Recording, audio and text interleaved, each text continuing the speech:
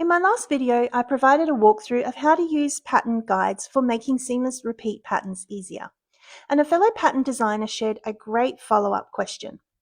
They said, I was using a scallop guide, but it's not symmetrical like a diamond. How do I know where to place the design elements in the corners so that it's exactly matching the opposite side?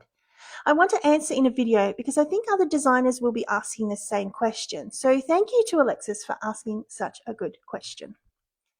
Let's first revisit a key part of my last video.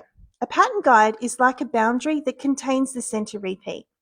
When the center repeat is duplicated in the four corners, it creates a seamless pattern tile. There are several pattern guides frequently used by pattern designers, and the most common one is the diamond guide, and you might know this as creating a pattern using the diamond method. In the diamond method, you position your motifs inside the diamond and duplicate them to the four corners. It's easy to visualize where the repeat's going to be because it's horizontally symmetrical as well as vertically symmetrical. But what about the other shapes that aren't so easy to predict, like the scallop guide?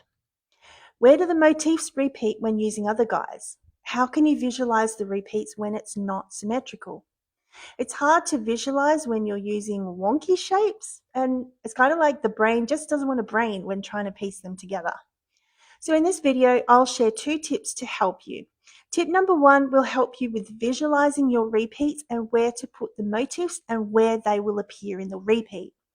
And there is also an element of trial and error. So for tip number 2, I'll show you a technique for testing your motif placement without having to redo your whole pattern if you make a mistake. So let's start with tip number 1. Here's the scallop guide, and unlike the diamond guide, it's not symmetrical along the horizontal line. It's top heavy, and I want to break it down for you so that you can visualize where it repeats when it's duplicated and placed in different places. So I've created here the scallop guide, and I've broken it up into 4 sections. So just ignore the squiggles for a minute. I'll explain them in a second. But the scallop guide was here. And if I break it up into 4 sections, these represent the quadrants that are basically top right, bottom left, top left. And when it's repeated, when we place the motifs in the middle and it's repeated and then duplicated and moved to the top right, bottom left, bottom right, what you'll see is essentially what you see inside of the scallop pattern will also appear around the sides. And I've broken the quadrants up into colors for you so that you can visualize where you'll see the duplicates. If colors, like if the colors don't, like if you don't connect with the colors, I've also added the different shapes so that if that helps you sort of visualize where it is, hopefully one of those 2 methods will help you. So in this scallop guide, if I just remove the background for a second, so in this scallop guide, focusing on this pink section or the section with the star in it, when you duplicate your pattern into a repeat tile, the section with the pink will also appear in this bottom left corner. So inside of the scallop, the top right section of the scallop, or whatever guide you are using, will also appear down the bottom left of your tile. So let's say you're placing some artwork, like some motifs right here. They will also appear here. And the same applies for the green section. Like if you're placing your artwork within this area here, it will also appear in this section here. So the green circle, like the green section with the circle, will also appear here. So basically, if we're looking at the corners, let's say we've got a little flower motif here in the corner, which I think was the question that was being asked. If we've got a little flower here in the corner, it's also going to appear down here when you do your repeat. Okay, so hopefully that helps you visualize where you're going to place it. And with your guides, if you break it up like this, it might help you visualize. And one thing that you can do, I mean, when using the guides, so if you've just got your scallop guide here, the idea is to place all of your motifs within the boundaries so that they aren't overlapping. Unless overlap is the look you're going for, if you want them to overlap, say if you've got if you've got a flower that appears here and it overlaps, or whatever your motif is, it's important to remember that this part of the overlap is also going to appear here. So if I, was to just replicate that flower there, you see how it spills outside the bounds of this pattern guide. It's also going to overspill here. So if you have elements that you've placed within the boundary here, it's also going to overlap down here. For tip number 2, I want to make trial and error easier, because while the guides are helpful in your pattern design, it's not going to replace trial and error and practice. So when positioning your motifs, the key when using guides is to position them within the boundaries of the guides. But sometimes that can lead to obvious white spaces that appear along the edges of the guide. So if we want to avoid that, you might have some motifs that are close to the edge. Let me demonstrate. First of all, I'm going to just reduce the opacity down for my scallop. Hopefully you can still see that, so you can see where I'm placing my motifs. And I'm just going to pull up my stamp. I'm just going to pull up some stamp brushes just to make it easier to demonstrate. Okay, so let's just say I'm just going to do some stamp brushes just to illustrate this. So let's say you're positioning your motifs within the boundary of the guide, and you can see from this placement here, we're going to have some white space in this area here, which will also appear in this area here. And to avoid that, we can go, all right, well, let's have one motif there, a bit too close. Let's pop it there so that it's overlapping a little bit, and that just sort of breaks up that white space there. Now, the thing is, this is going to overlap. If this is overlapping here, we're also going to see it overlapping there. And that may actually overlap with this flower here. So for us to test this and have our cake and eat it too, not have the white space, but also not have the unwanted overlap, what we can do here is do a tester. So what I'll do is I'm going to create a new layer underneath my motif layer, and I'm just going to color it in, but then reduce the opacity down to 0 and group those ones together. What that does is it activates the entire tile, so that when I duplicate it and move it, I'm not just moving my motifs, I'm moving the entire thing. So this is my original center motif, and I'm just going to duplicate that 4 times so that I have 5 in total. And then I'm just going to move them to the corners.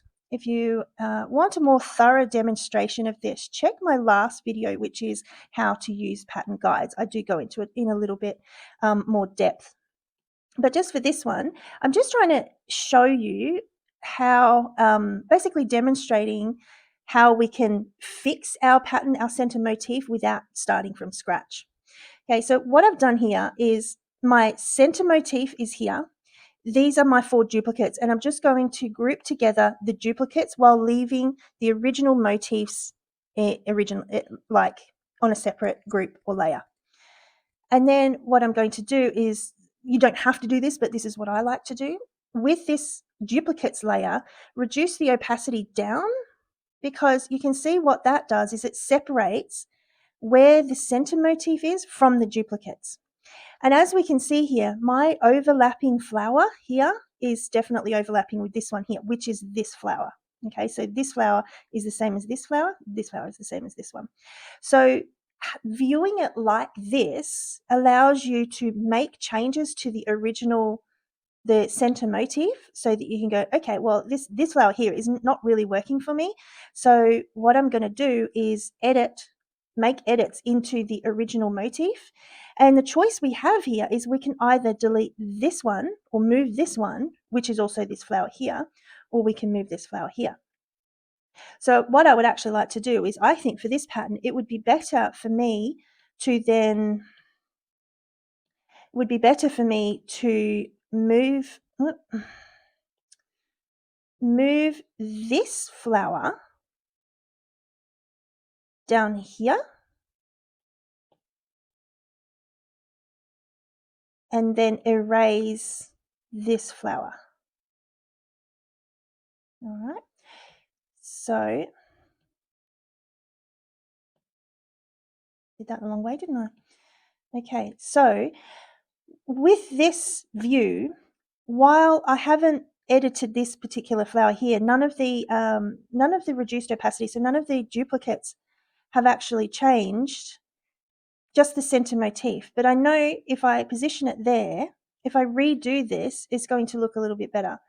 But while I'm here, what I can also do is I'm just going to shuffle some of these around.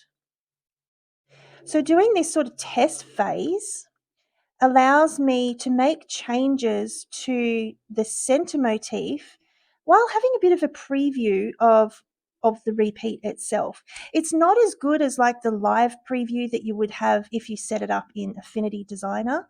However, if you're working in like Adobe Fresco or Procreate like I am here, this is one of the best ways that you can do that. Okay, so now I'd like to test it again. So what I'm going to do is my opacity, the reduced opacity layer or the duplicates, I'm going to delete that so that I can start afresh.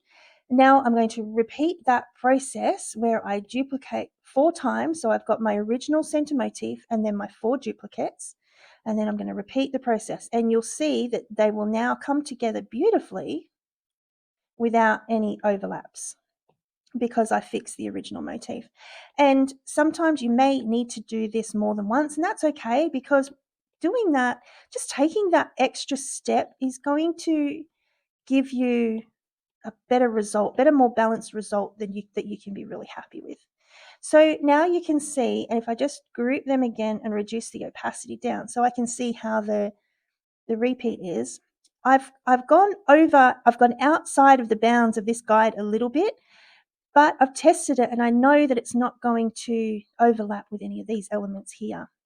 So combining that technique, and if I increase the opacity, then get rid of my scallop layer, that is now a seamless repeat pattern there, where this star flower here is a cut-off version of this star flower here. So when you position them side by side, top to bottom, they will infinitely repeat. But this method here allows you to make the most of both the scallop guide or any other type of guide. It is exactly the same principle. It helps you make use of the guide, which helps your initial placement, but it also gives you a way to fix mistakes or refine it. It's actually refinement, so refining the pattern. I really hope this has answered the questions and given you tips for making it easier using guides other than the diamond guide. Absolutely, let me know in the comments if it doesn't answer the question and I will try again. Also, if you have any other questions about pattern design, then please comment below because I would absolutely love to help you. And just a reminder, you can purchase my set of 8 pre-made pattern design guides from my website or from my Etsy shop if you prefer to shop there. I'll pop the link in the description and the comments. Thank you so much for watching, and I hope the video helps you in your pattern journey. Give me a virtual high five by liking this video, and it lets me know if my videos are helpful. Or if you want to subscribe, then you'll be able to see my new videos pop up in your feed. See you in the next episode.